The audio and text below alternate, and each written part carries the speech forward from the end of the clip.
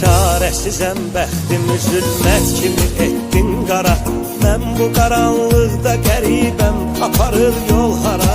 Qəlbinə təsir edəcək söz demədin zərrəcə. Sənsə bacardıqca mənim qəlbimə vurdun yara. Sən nə bilirsən axı sevmək nədir?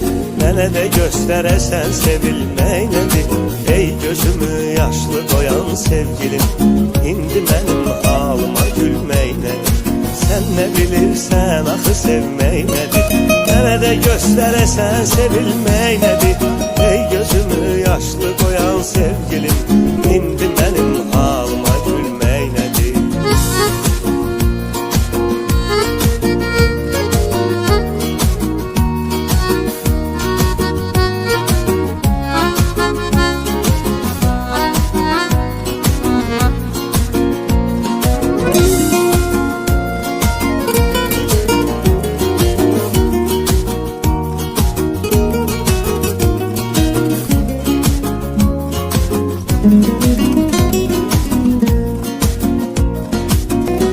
Sen ne bilirsen axı sevmək nədir? Mənə də göstərəsən sevilmək nədir? Ey gözümü yaşlı qoyan sevgilim, İndi mənim halıma gülmək nədir?